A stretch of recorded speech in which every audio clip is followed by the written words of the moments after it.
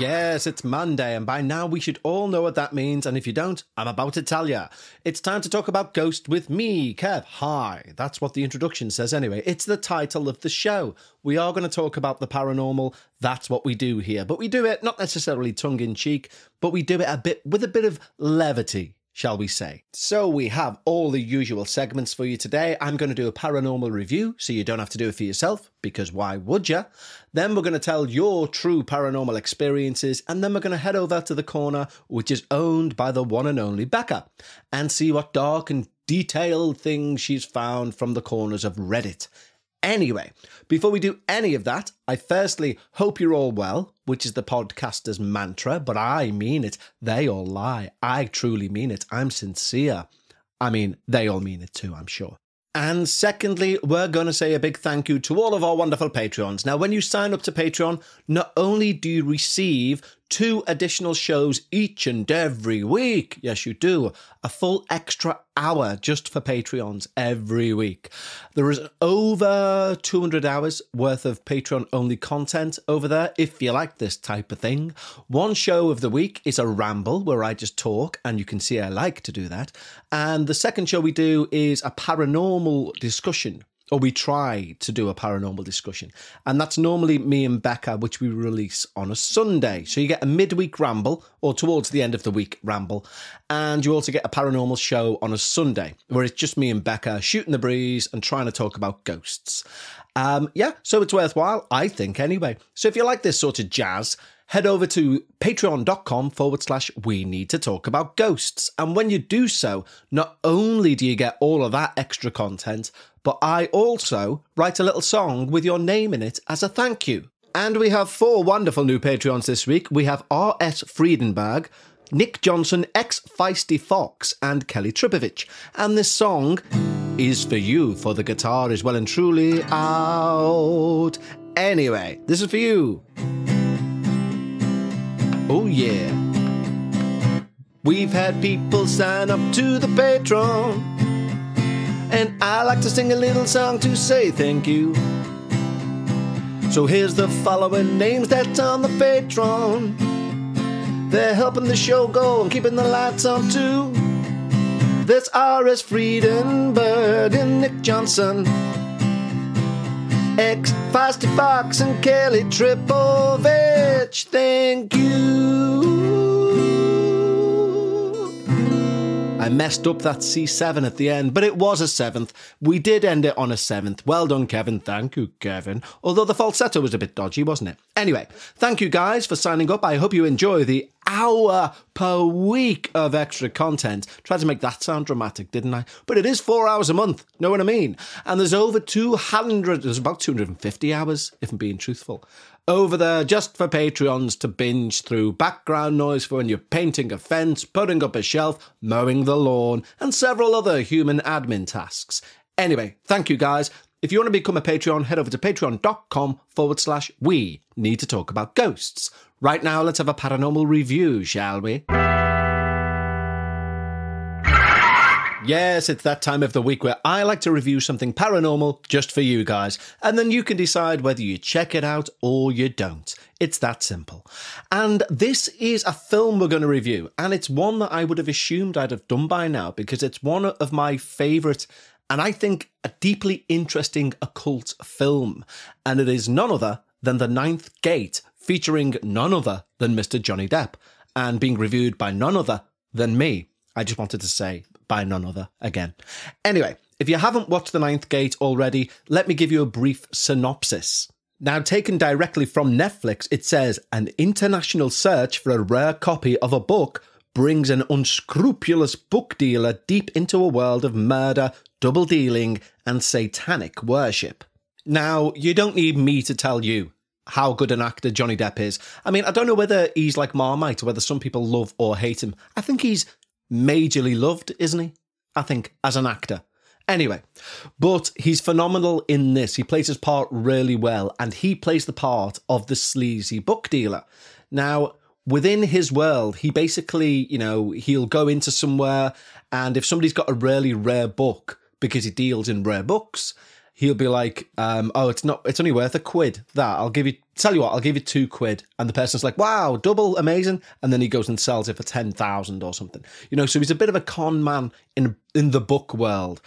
But then he gets hired by someone to find 4 particular books.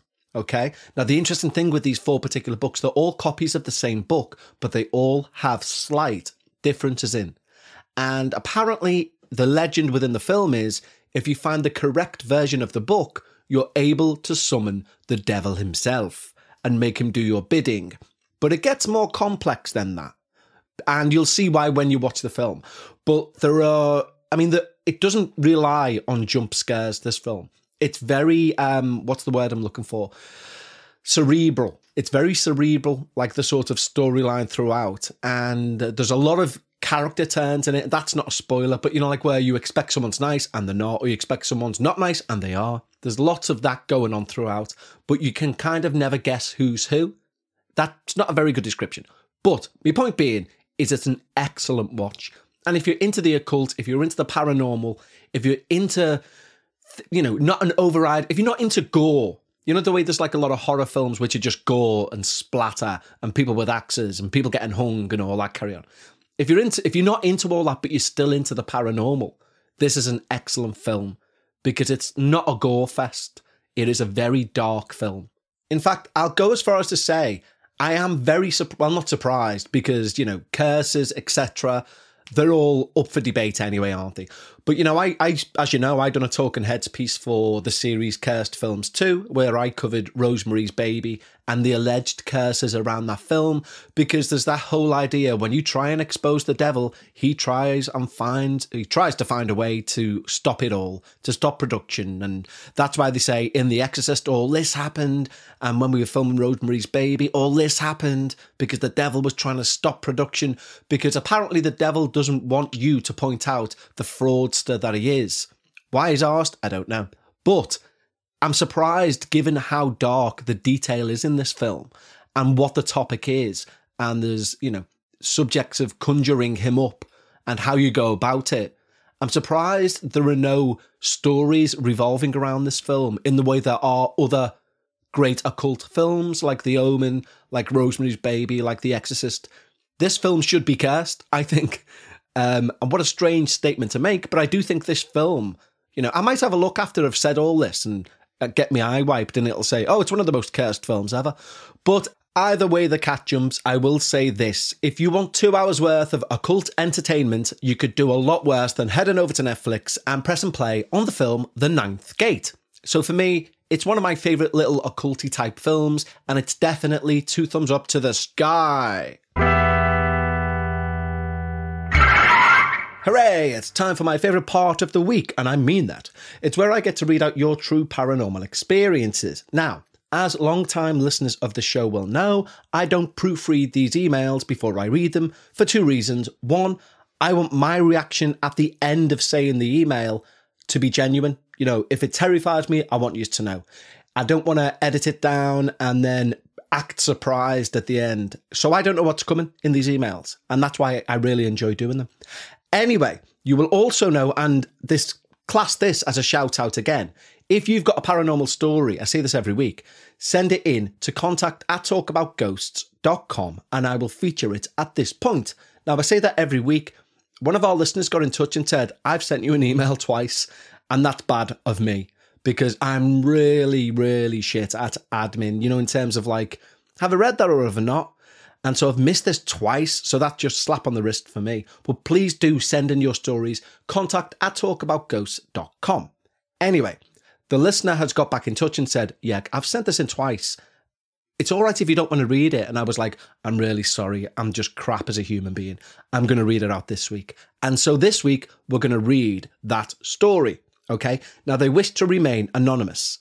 And their email goes thus. Hey, Kev. Hey. Becca. Hey. And the neighbour's cat. Wow. Please keep me anonymous. There you go, I have. I'm a big fan of your other podcast, The Dark Paranormal, but never submitted any of my stories because I didn't feel they were long enough. So when I heard about this podcast, We Need to Talk About Ghosts, and saw you read a lot of short stories, I just knew I had to write mine down. I've actually sent these stories back in September last year, but never heard them on the podcast. Bad, Kevin. Honest to God, Kevin. I reread them and realised I'm not a very good storyteller. I guess that's why I'm not the one with the podcast, lol. No, you're not a bad storyteller, Anonymous. You're not. I'm a terrible podcaster. Not literally. I just mean in terms of admin. I think I'm all right in terms of the speaking part. The admin part, maybe not so well. Anyway, they continue. I've made some edits, got rid of some fluff, and added some additional relevant information, which I forgot to mention originally. Hopefully this submission will be good enough to make the grade this time. Your original one would have been too. I'm sincerely apologising for not reading it out. Anyway, this is the email from our anonymous listener. I was born and raised in the States. I've been a believer in the paranormal all my life, with a healthy amount of scepticism. I've only had one personal paranormal experience over the course of my 39 years, but I've also heard several stories from immediate family members. I didn't know about all of the experiences my family members had until I shared my own. So I'll start with my story in October 2007. My family had a nice finished basement. On weekends, I would come home for the night. Sometimes I would be ready to go to sleep, so if no one else was in the basement, I would go down there and watch TV. On this particular night, I stayed up until about 4 a.m. watching TV, when I decided to go to sleep. I didn't feel like walking from the basement to the second floor to go to bed, so I just turned off the TV and rolled over on the couch with my back to the doorway and tried to go to sleep. Immediately, I got the feeling that I was being watched. I had never felt that feeling so strongly as I did in that moment. I couldn't brush it off. I rolled back over to look into the doorway. There was some faint moonlight coming through the small basement windows that illuminated the room. There was a fan blowing on the other side of the room, which did create a slight breeze. As I looked in the doorway, I saw the silhouette of a woman. It was hard to make out her features, but it looked like she was wearing a long nightgown, and there appeared to be some rope hanging from her. But I wasn't sure where the rope was hanging from. It just looked like it was waving in the breeze of the fan, along with her nightgown. I was startled, and I shouted in a nervous voice, "Mum?" I got no response. I reached over to grab the remote to turn the TV back on, as this was my only reachable light source. Remember, this was October 2007, and my phone did not have a flashlight on it at the time. As the TV illuminated the room, the figure faded away.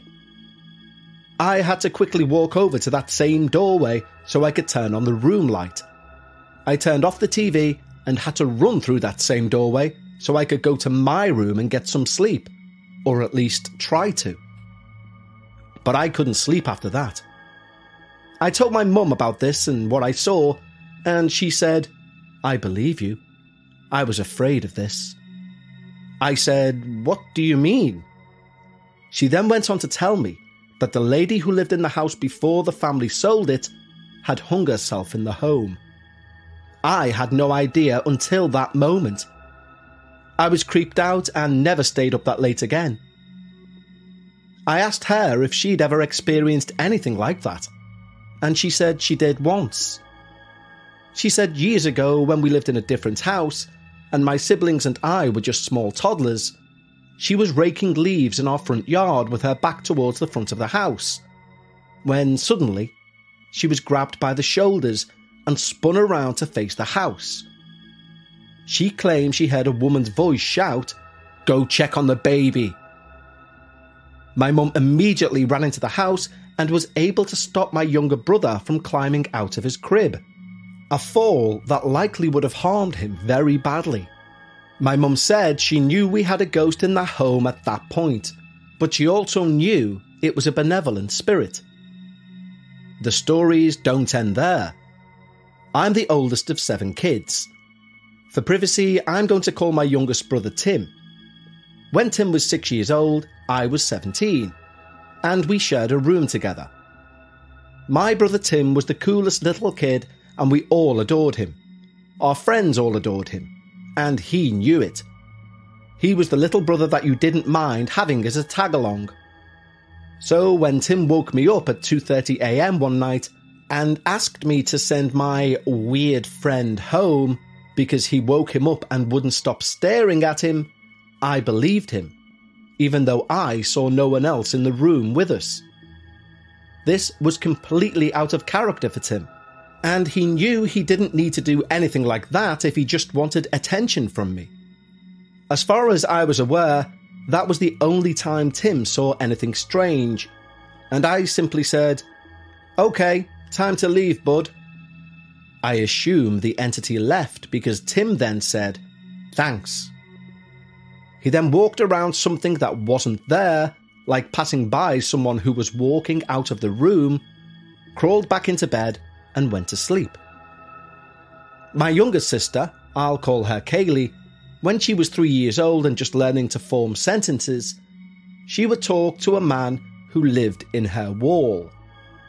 Whenever Kaylee mentioned him, we would ask her if he ever spoke to her, but she said no, and she never spoke to him. So that gave us some relief. She simply said she would see a man walk into her wall from time to time. As she got older, she never mentioned him again, and she lived in that same room until she moved out in her 20s. I often wonder if it was the same entity Tim saw that one night, but I guess I'll never know for sure. When we now tell her about the story she would tell us about the man that lived in the wall, she now says she has no recollection of any of that. I do have one last story. I served in the US Marine Corps, and during that time, I lived in a newly built barracks building on Camp Lejeune, North Carolina. One of the other Marines claimed his room was haunted. He said sometimes he would wake up in the middle of the night and see another Marine that was not his roommate walk into their restroom. When he would get up to see who was in his room, no one would be there. He said this exact thing would happen several times over the course of living there. He'd wake up, see the Marine walk into the restroom, go look to see if he was still there, but he'd be gone. We don't know this for a fact, but there is a lot of speculation that a Marine committed suicide in there at some point. But like I said, we just don't know. The building was fairly new, so I really don't know what to make of that. Thanks so much for letting us share our stories on your platform. I don't know about everyone else, but I found writing this rather therapeutic. I can't just walk around telling people I've seen a ghost without it coming up in conversation. They just think I'm nuts. So being able to write this and share it with people willing to leave their disbelief at the door felt very relieving, like a weight was lifted. Apologies for any grammatical errors, and keep doing what you're doing. Love your channels and love Reddit Corner with Bekah. Have a great day. Anonymous.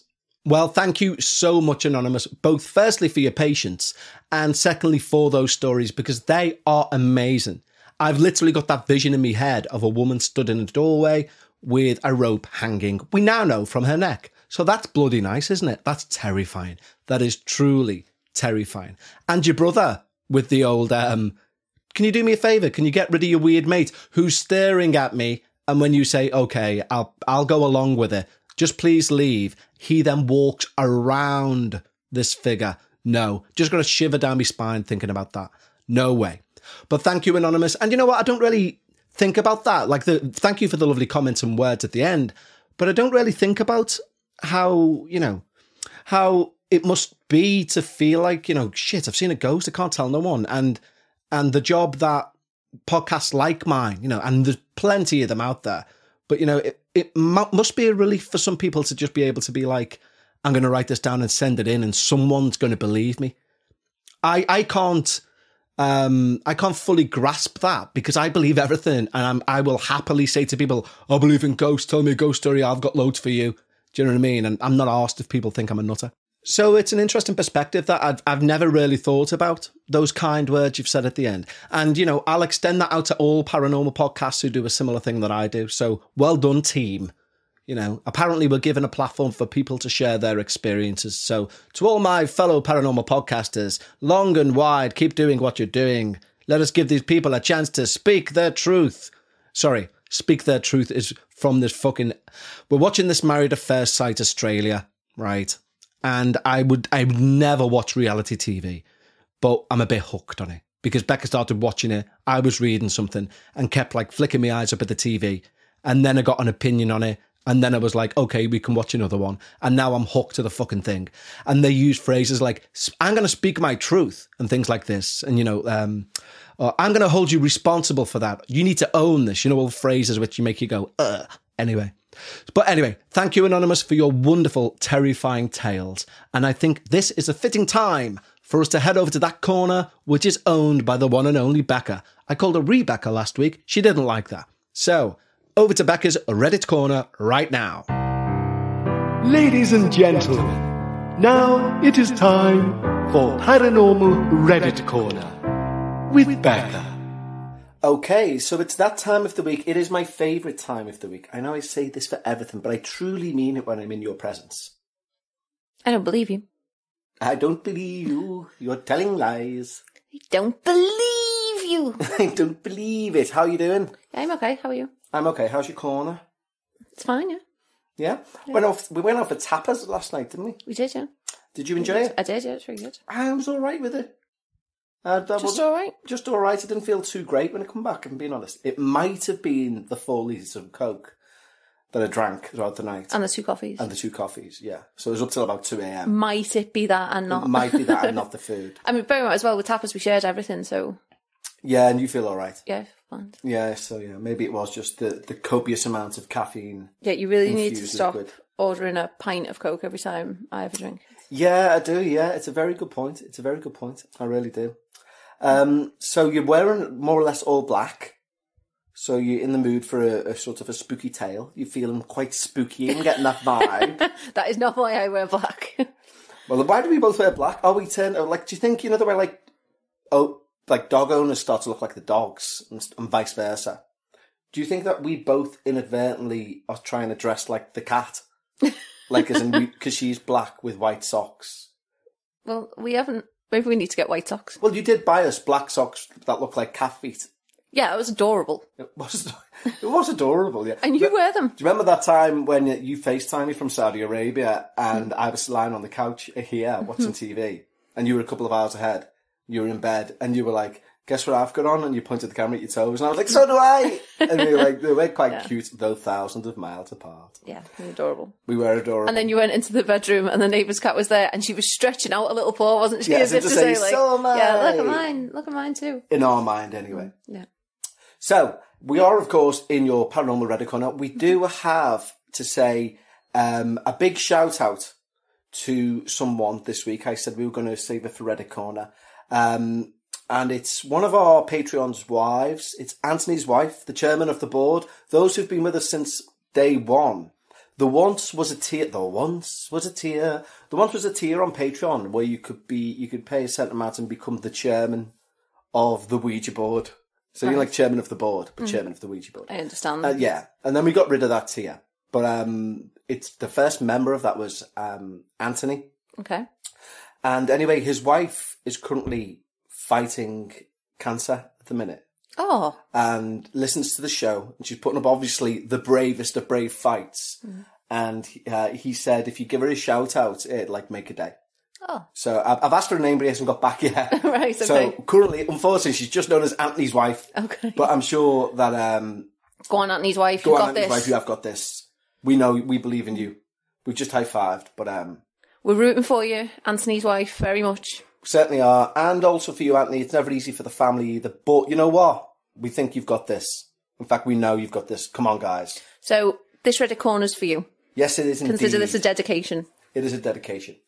And so, what we're going to look at today is... I've lost it now. After all my talking to you about wearing black, I've lost it. So, no, this is obviously... Do you wear it for the poor and beaten down? For what? Bum, bum, bum, bum, bum, bum, bum, bum. What? I'd love to wear a rainbow every day. What are you doing? Are and you tell the world that everything's okay. What are you doing? Johnny Cash, Man in Black.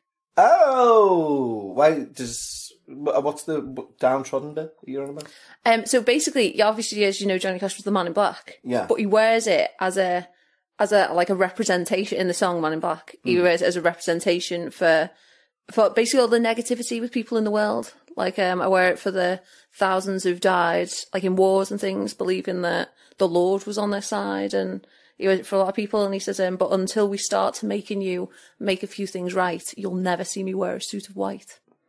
Very good. Mm-hmm. Or was he just a bit tubby? You know, you got to ask that. But it's not the... That's why I wear it. It's not the same song, is it? Bum, bum, bum, bum. I'm a little tubby man and I only wear black. Dum, dum, dum, dum, bum, bum, bum. That's my excuse. People say, hey, bit of a goth, bit of a rocker. I go, no, I'm a bit tubby, actually. And it hides it well.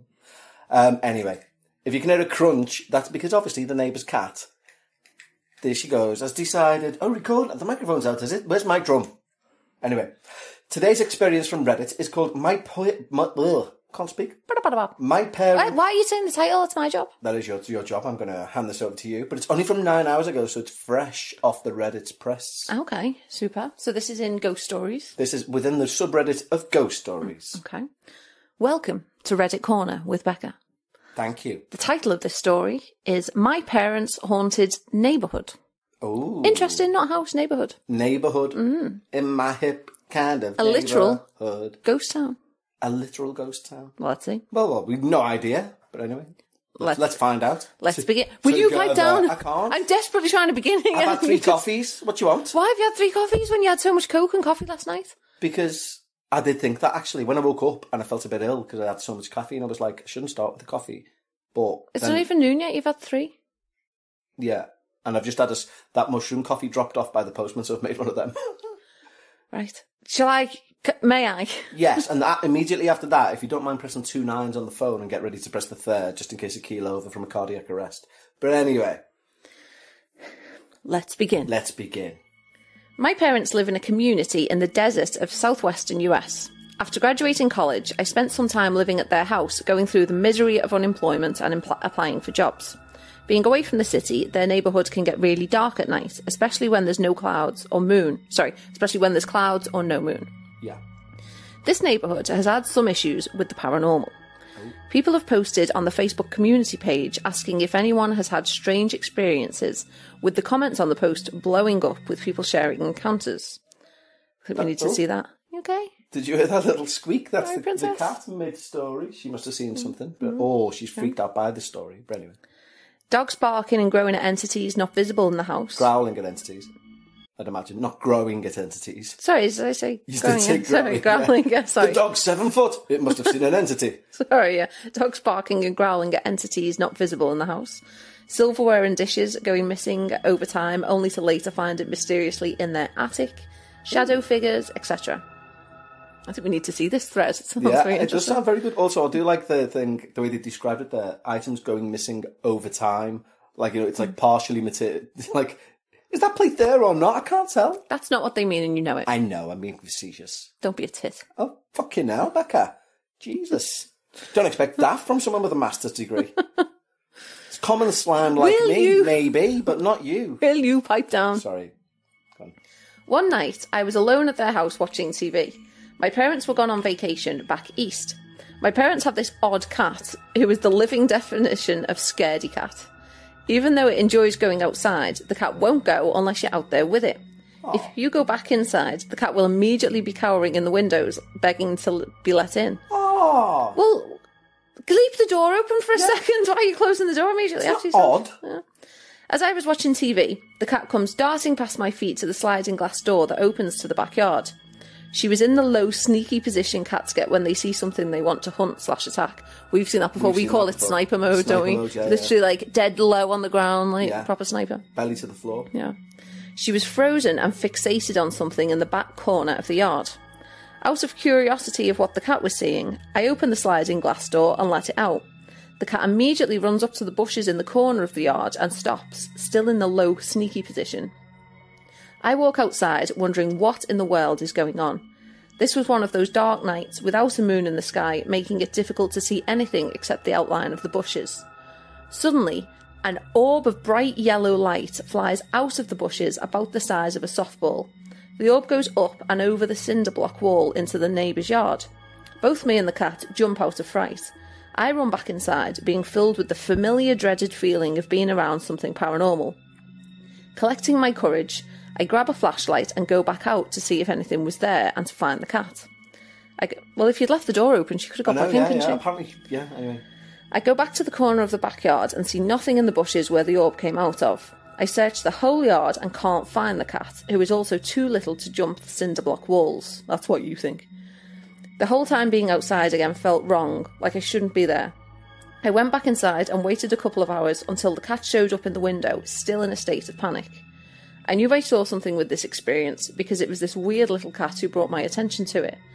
A few days later, my parents are back from their vacation and I tell them my weird experience. This kind of freaked out my mum, who has read the community Facebook posts about the neighbourhood having paranormal activity. Going to bed, I suddenly see a bunch of police cars show up outside the neighbour's house and our house. Okay. Police are getting out with their guns drawn. I alert my parents and we lurked in the windows wondering what's going on. I see the next door neighbour girl outside talking to the police. Nothing really happened except the police searching her house. The next day, my dad calls our neighbour asking if everything was okay and if they could help. Apparently, their daughter is home alone while they were away. She was walking in the hallway when she sees this black, shadowy figure in the house at the end of the hallway. She screamed and ran for her phone and called the police. The police searched the house and the surrounding area, but found nobody or any evidence of a break-in. This was the neighbour's house the orb flew into the yard of a few nights prior. Oh, okay. As you say, I would be intrigued to find this this community group where they're all talking about the paranormal experiences within the neighbourhood. Yeah. You know, if they're saying it blew up with comments. So that would be an interesting little group to find. Yeah, I mean, interesting as well, because kind of orb, you usually think alien, but then in this case he reckons this orb is linked to a shadowy figure in the house. Where do you think orb alien? Well, you don't hear orb and ghost, do you? Yeah, all the time. It's like... What, like a ghost coming out of a Pokeball? What's a Pokeball? What do you mean, what's a Pokeball? Do you mean like Pokemon? Yeah, like an orb coming and a ghost popping out of it like it's a Pokeball. No, I mean like someone took a photo of an orb, but it's dust. Yeah, but this isn't like a photo. He's actually seen a glowing orb like the sun. Oh, right, okay, fair point. Bright yellow light. Like yeah, the sun. it's not a Pokeball anyway. No, but I'm saying, if you're saying that's linked to a ghost, I'm saying, in what way is it linked? The only possible way I can see these being linked is the ghost popping out of the orb. Like, no, not if it was a Pokeball.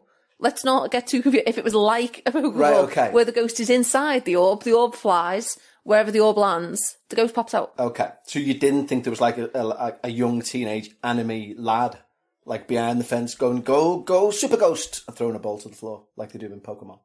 No, but, you never know. Can't rule anything out.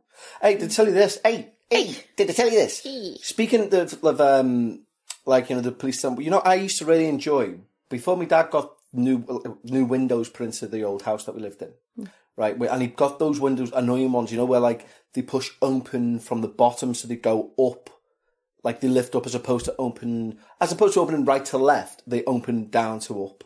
Right, yeah. Do you know what I mean? Yeah. But we used to have the windows that opened right to left. And what I used to love doing is opening that window completely wide, so it was just a complete open rectangle. Turn all the lights off in my bedroom, put the doors on, and just smoke, not like anything illegal, just smoke cigarettes, like looking at the stars. Maybe that's why he did it, to stop you smoking in his house. Well, maybe. Smokers tend to think if you stick your head out the window, you're all no right. smoke's going to come in the house, and it absolutely is not the case. But anyway, I could like literally sit on the windowsill and just smoke, just dead relaxing, looking at the stars and all this, and you'd see satellites and all this kind of... Anyway, one night, I'm sitting there smoking, like about 10 at night, pitch black outside, and there's a voice from on top of the neighbour's shed. Hey! And I shit myself, as you'd expect. And because I couldn't see, you know what my eyesight's like, I couldn't see anything in the darkness. So I don't say anything. And he heard, hey! And I went, what? Like to nothing. And he had, what number's this? And I went, what? What house number's this? So I in the utter panic, I go, like, and tell him like the neighbour's house number. And then he on a radio, right. I can have dispatched to 46, like the name, like the name of the house. Next thing, there's 2 police cars outside, and I'm shitting myself thinking, because like I was 16 or something, and I'm thinking, does he think I'm smoking pot or something? Like, Yeah. am I getting raided? Turns out it was a police officer, and he'd followed a guy who'd just stole something over these back gardens. Right. And he thinks the guy was like lying down somewhere in the neighbour's back garden, and he'd sneaked on top of the shed to get a better look. But you know when you're just like, what a ridiculous communication methods for the police. Because I would expect that he was trying to burgle a house and maybe had a target house in mind and wanted to know if he needed to go down a few or if he was at the right one. That aggressively is ridiculous. Why didn't he say to you, like, excuse me, I'm a police officer? Or or like his call number or something. I don't know. It's just something to identify himself as the police. And and then what number's house he's this lucky is? He didn't catch me. Was trying to catch someone. He's lucky that he didn't catch me when I'm in a paranormal mood, because if I was just sat there and hey, there's a chance I'd look at the sky and go, God. But that was my spooky thing. So thank you once again for letting us into your dark and dingy and beautiful corner. You're welcome. Have you had anything spooky happen to you late that you want to bring up? No. I think you're keeping things to yourself, because within the first 5 months of moving in, you were like, T-shirts are flying out, people are knocking on doors, and now nothing. Explain yourself. I don't know what to tell you. Nothing. There's been nothing unusual. I think, and what a film that would make. Just Becca being haunted but not wanting to tell her partner in case he makes a meal of it. You're like, please stop. Every time I leave the house, you're like to the open room, please stop moving things around. I'm terrified. Oh, just wait till he goes out. He'll be gone in 10 minutes. Yeah. Are you having an affair with the ghost now, yeah? No, I mean, because you'll make a meal of it. You're like, honest to God, just keep up. I'll try. But I am tubby, as we established in point 1. You are not tubby. Stop it. Anyway, us pair of goths are going to leave today. So we're going to leave it here. Anything you want to add? No, I don't think so. Thank you for visiting Reddit Corner with Becca. You're very welcome. And once more, a big all the best. Fight the fight and all the best to Anthony's wife. Indeed. And with that, we'll wrap it up. Okay, so tatty bye, everyone. Bye, guys. Bye.